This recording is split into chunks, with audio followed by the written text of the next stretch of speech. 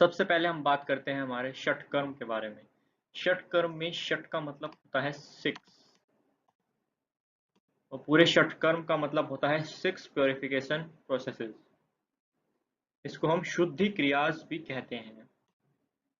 षटकर्म are cleansing techniques. षटकर्म हमारी body को क्लीन करने में हेल्प करते हैं।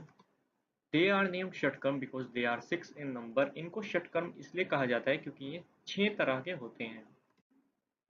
These are used to clean digestion and excretory system of our body. ये हमारे बॉडी के डाइजेस्टिव सिस्टम और हमारे बॉडी के एक्सक्रिएटरी सिस्टम को क्लीन करने में हेल्प करते हैं। दे मेंटेन बैलेंस बिटवीन त्रिदोष वात पित्त एंड कफ। ये हमारे त्रिदोष वात पित्त और कफ में बैलेंस मेंटेन करते हैं। वात पित्त कफ में वात का मतलब होता है वायु मतलब हवा। पित्त का मतलब होता है एसिड जब एसिडिटी हो जाती है। और कफ का मतलब होता है जब हमें कोल्ड होता है तो जो म्यूकस इकट्ठा हो जाता है हमारे नोज में तो उसको कफ कहते हैं। They purify our body from inside and keep our body healthy. ये हमारी बॉडी को प्योरीफाई करने में हेल्प करते हैं इनसाइड अंदर से एंड और हमारी बॉडी को हेल्दी रखते हैं।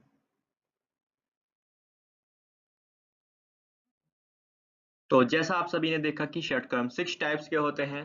तो उसमें हमारा सबसे पहला टाइप आ जाता है कपालभाति। कपालभाति का मतलब होता है purification of frontal lobes and lungs. ये हमारे लंग्स को प्योरीफाई करता है और हमारे फ्रंटल लोब्स मींस हमारे ब्रेन का जो फ्रंट पार्ट है उसको प्योरिफिकेशन करने में हेल्प करता है। सेकंड हमारे पास आ जाता है त्रातक। त्रातक का मतलब होता है ब्लिंकलेस गेजिंग मतलब बिना पलक झपकाए किसी चीज को लगातार देखना। थर्ड पे हमारे पास आ जाता है नेति। नेति का मतलब होता है नेसल क्लीनिंग मतलब ये हमारी नोस्ट्रिल्स को क्लीन करने में हेल्प करता है। फोर्थ नंबर पे हमारे पास आ जाता है धोती। धोती का मतलब होता है cleaning of digestive track and stomach. ये हमारे डाइजेस्टिव ट्रैक और स्टमक को क्लीन करने में हेल्प करता है।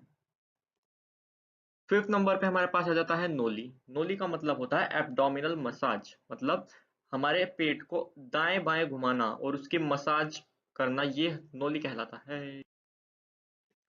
सिक्स नंबर पे हमारे पास आ जाता है बस्ती। बस्ती का मतलब होता है कॉलन क्लीनिंग मतलब ये हमारे लार्ज इंटेस्टाइन को क्लीन करने में हेल्प करता है। अब हम इन सभी को वन बाय वन डिस्कस करेंगे। तो सबसे पहले हमारे पास आ जाता है कपाल भाती। इसमें हमारा कपाल का मतलब होता है skull and bhati means shining. तो सबसे पहला पॉइंट हमारे पास क्या हो गया kapal means skull and bhati means shining. Second number पे हमारे पास आ जाता है in this practice the breath is forcefully exhaled through the nostrils by firmly contracting the abdominal muscles after which the inhalation happens naturally। इसका मतलब है हम सबसे पहले अपने अंदर से ब्रीथ को फोर्सफुली अपने नोस्ट्रल्स के थ्रू बाहर निकालते हैं हमारे एब्डोमिनल मसल्स को कॉन्ट्रैक्ट करके जिससे हमारे इनहेलेशन नेचुरली ओकर होता है। ये आप इस फोटो में भी देख सकते हैं। यहाँ पर सबसे पहले ब्रीथ को हमने फोर्सफुली एक्सहेल किया फर्स्ट पिक्चर में और हमारे एब्डोमिनल मसल्स को कॉन्ट्रैक्ट किया फिर उसके बाद जो इनहेलेशन है वो नेचुरली ओकर हुआ है। नेक्स्ट हमारा पॉइंट आ जाता है this is repeated 20 times in quick rhythmic process. इसी प्रोसेस को 20 टाइम्स रिपीट करना है। It cleans the impurity of couple region and make it shiny with purity। couple region couple का मतलब मैंने अभी क्या बताया skull। तो it cleans the impurity of couple region ये हमारे couple region means हमारे skull को impurity को clean करता है and make it shine with purity और हमारे skull को shine भी करता है। So it is called कपाल भाती इसीलिए इसको कपाल भाती कहते हैं।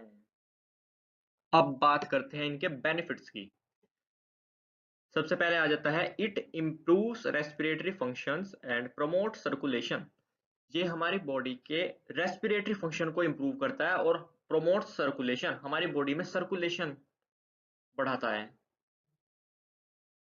It removes acidity and gas related problems. ये हमारी बॉडी में से acidity and gas related problems को भी रिमूव करता है।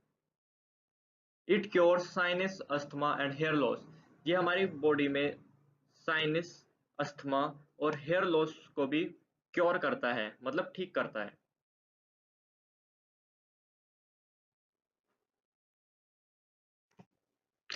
अब बात करते हैं इनके प्रिकॉशंस की। Slip disc patient and asthma patients should avoid it. जिन लोगों को स्लिप डिस्क प्रॉब्लम होती है और अस्थमा की प्रॉब्लम होती है, उनको ये अवॉइड करना चाहिए। It should not be perform during menstruation. इस इस योगा को मेंस्ट्रुएशन के टाइम परफॉर्म नहीं करना चाहिए। तो सेकंड नंबर पे हमारे पास आ जाता है त्राटक।